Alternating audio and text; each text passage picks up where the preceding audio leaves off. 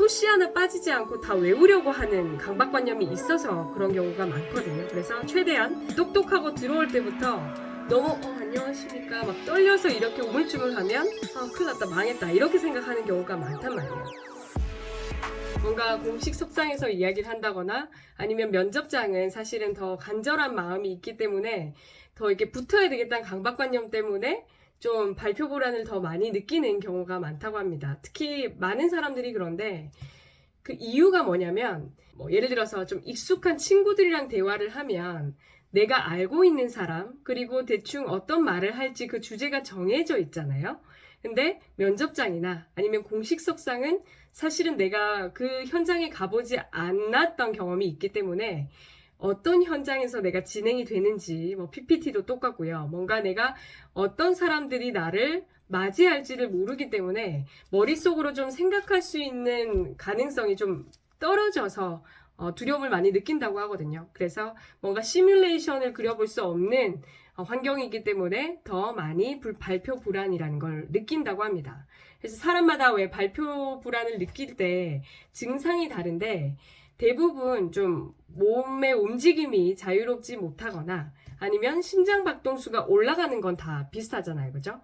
근데 그 중에서 목소리가 좀 잘 안 나오거나 삑사리가 나는 경우가 좀 많이 생긴다거나 아니면 머릿속이 온통 하얘져서 뭐라고 얘기하는지 다 까먹고 말을 아예 못하는 분들도 계시고 호흡이 불안해서 계속해서 말을 이어가기가 어려우신 분들도 좀 많아요. 그래서 각자가 가진 발표 불안은 조금 여러 가지 증상을 느끼긴 하지만 그 원인들 보면 내적 원인, 외적 원인, 그리고 트라우마 원인 이런 것들이 있어요. 그러니까 궁극적으로 내가 10대 때 뭔가 경험을 할 때 발표를 하면서 친구들이 막 웃었던 경험 때문에 내가 못했던 걸 수도 있고 아니면 말을 할 때 어른들 혹은 선생님이나 아니면 선배들이 왜 발표를 못해? 라고 나를 좀 창피줬던 경험이 있는 좀 트라우마 때문에 못하시는 분들도 있고 아니면 원래 전 좀 목소리도 작고 뭔가 사람들 앞에 서면 나도 모르게 식은땀이 나고 좀 어렵다 하는 어떤 선천적인 성격 때문일 수도 있다고 해요.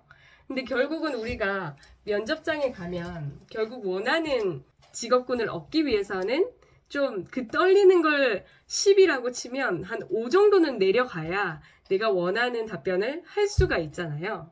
그러면은 면접관은 아까 면접관 역할들이 다 있다고 했잖아요. 그죠? 나는 이 시간에 면접관의 역할로 있는 거예요. 그냥. 그래서 합격하면 나중에 선배로 보게 되긴 하겠지만 합격하지 않으면 어때요?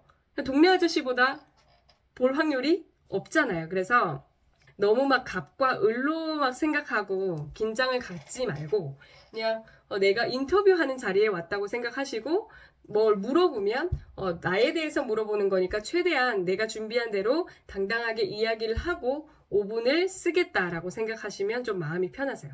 그래서 내가 떨리는 방식이 좀 어떤 유형으로 나오는지 모르겠지만 최대한 가시기 전에 심호흡을 하신다거나 또 당당하게 목소리를 내비쳐야 나도 내 목소리에 주눅들지 않고 끝까지 그 텐션을 유지할 수 있습니다. 그래서 들어왔을 때부터 왜 면접은 시작되는 거라고 했잖아요.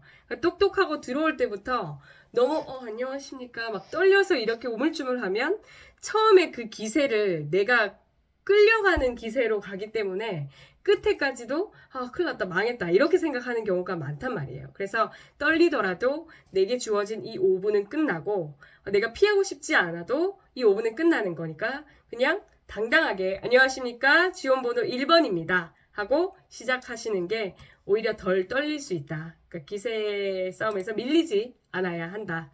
그래서 그러려면 우리가 비언어적인 스피치 트레이닝 할 때 많이 나오는 거지만 내 머릿속으로 어떤 답변을 할지를 구상을 하고 난 다음에 거울이나 아니면 휴대폰으로 촬영을 해서 내가 실제로 말할 때 떨릴 때 좀 어떤 습관이 있는지를 먼저 보시고 교정을 해 나가시는 것도 추천을 드려요. 그래서 나는 떨릴 때 좀 다리를 떠는 습관이 있구나. 아니면 내가 너무 떨릴 때 이렇게 눈동자를 위로 올리는, 치켜 올리는 습관이 있구나. 아니면 내가 말할 때 입을 크게 안 벌려서 발음이 웅얼웅얼거려서 전달력을 좀 낮추는 경향이 있구나. 이런 것들을 좀 잘 따져서 고치고 가시는 게 좋습니다.